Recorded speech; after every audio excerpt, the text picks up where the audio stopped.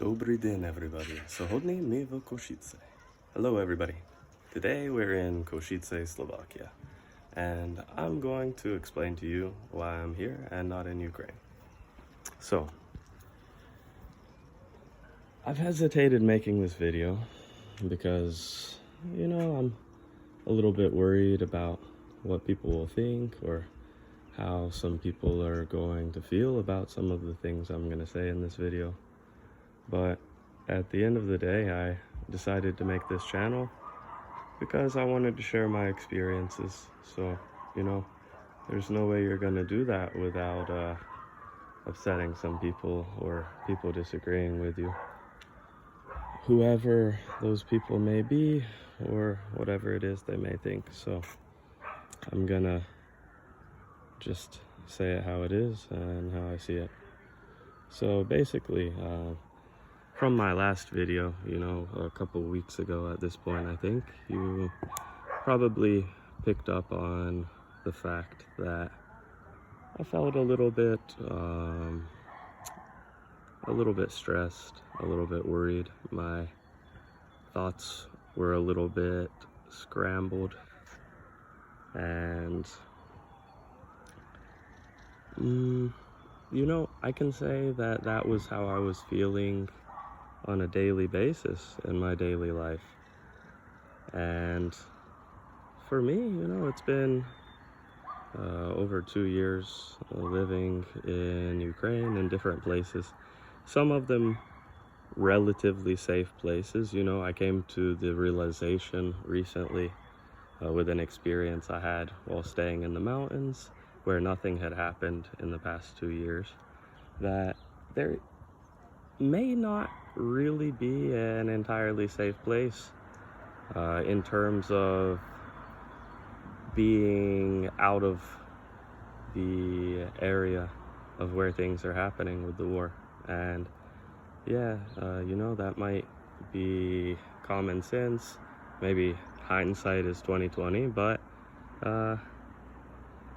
it took some time for that really to set in for me and to really realize this point and to really feel it to the level that I feel it now,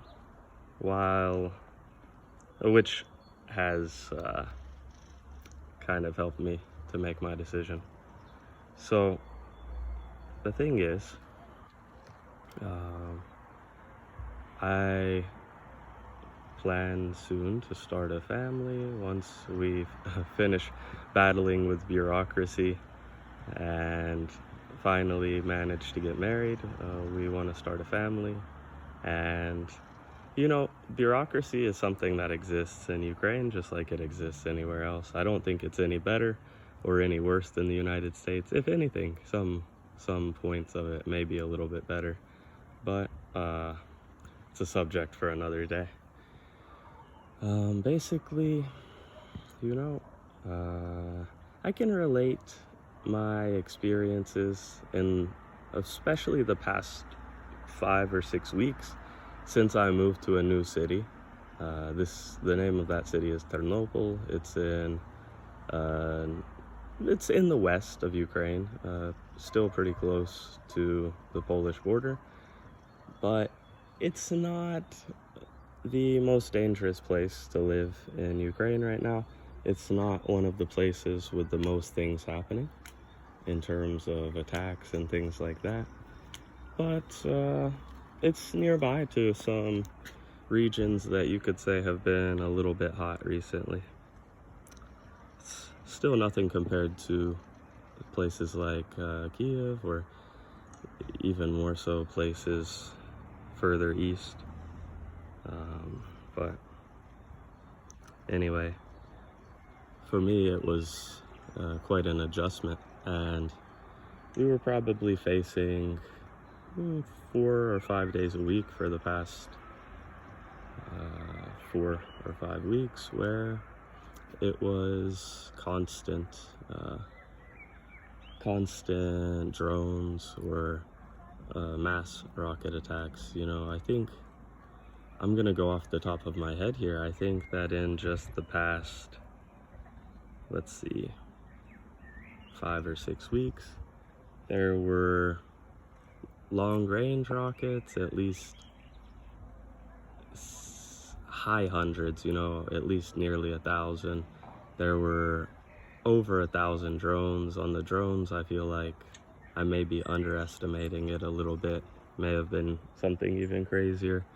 And then the amount of like artillery and all of that kind of stuff was even more. In these regions in the center or the east of the country. So, fortunately, we didn't experience as much of that or any of that because we were out of range of that the entire time I've lived in Ukraine.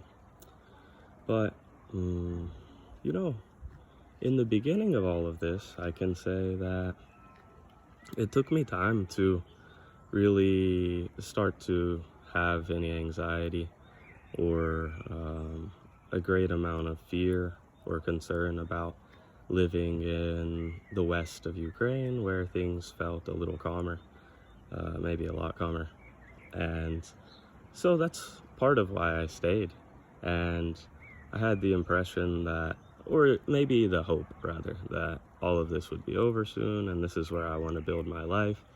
And I've already taken steps in that direction. And I don't want to just leave this place, especially, when I just got here and when this is where I plan to live and everything. I felt some kind of obligation or responsibility. And I can still say I feel something like that now.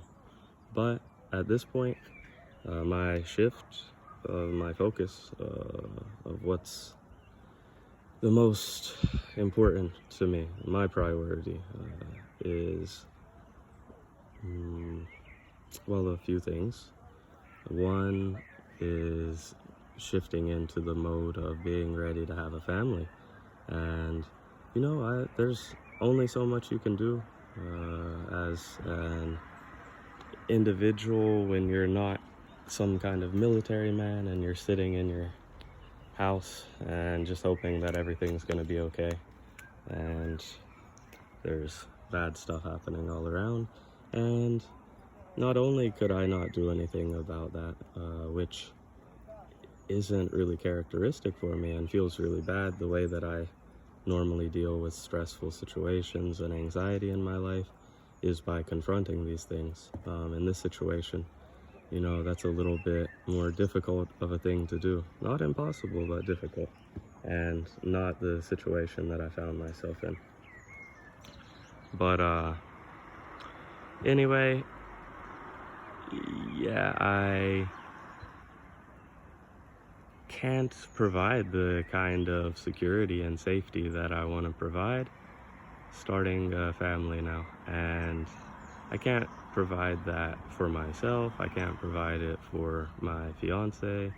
And I would feel even worse in this situation having a child. So now that's going to be the priority. And I'm doing things that I think are going to prepare us in that way. And I also, plan to, not plan to, I'm already teaching. I'm an English teacher. And that's a big part of my time and energy. And whenever I am constantly staying awake, losing sleep due to this kind of threat of some kind of attack or something flying overhead, which I find it hard to sleep during those times. I stay up several hours, maybe all night, and then don't have enough energy for work the next day. And I, sometimes when you're on this kind of a bad schedule and you're dealing with a lot of stress and stuff, you can start to feel it. And I think it was affecting my professional life. I was starting to have less enthusiasm or energy sometimes, and even finding myself starting to reschedule classes. It's not good for my students. It's not good for me for various reasons. And So, you know, I don't think it's the best situation for me anymore. That's, yeah, it is what it is. So, the future of this channel, I'll still be talking about my experiences in Ukraine. There may be times that I pop back across the border because there's still things I've got to do there. I still have a flat in Ukraine and some responsibilities and things that may need to be taken care of. But the scenery that you'll be seeing will be in other places, and I'll also be talking about what some of the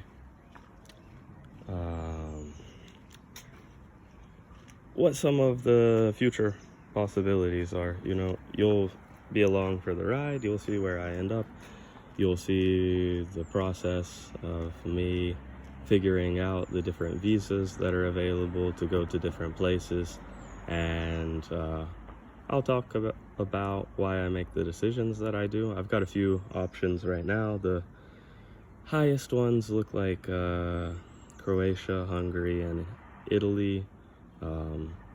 Thailand is also in there, but that's a story for another time, and I'll explain that later. We're hoping not to go too far, you know. I wanted to stay in Ukraine anyway, and now I don't want to take us halfway across the world. I'd rather be somewhere that I feel like is gonna benefit me the most in professional development and progressing my career. And here, you know, Slovakia is one other option. I hope that I can make things work here, and I have some leads. One option is finding work here and getting a work permit and then applying for a visa. That's going to take a little time, and I'll talk about that as well. But I think that's about it for today. Just to catch you up, I'll be making videos much more frequently, hopefully, and now that I'm here, I'll have more time, more energy, and the ability to speak a little more freely about things without being concerned about, you know, jeopardizing anybody's security or something like that. I felt like I could speak freely in Ukraine. I didn't feel like I'd be in any trouble or persecuted because of that. I just worried more about saying something that the wrong person saw and might cause some kind of problems. So, join me next time. And, you know, this city that we're looking at here is very, very beautiful. It's a city of almost 300,000 people, and the historic center is amazing. So I'm going to take you on some walks through the center and tell some stories and tell you a little bit about Košice and a little bit of my stories about Ukraine, which I hoped to do from Ukraine, but looks like that's not going to be the case for now. So hope you enjoyed the video. If you did, like and subscribe if you haven't already, and I hope to see you next time. Bye bye.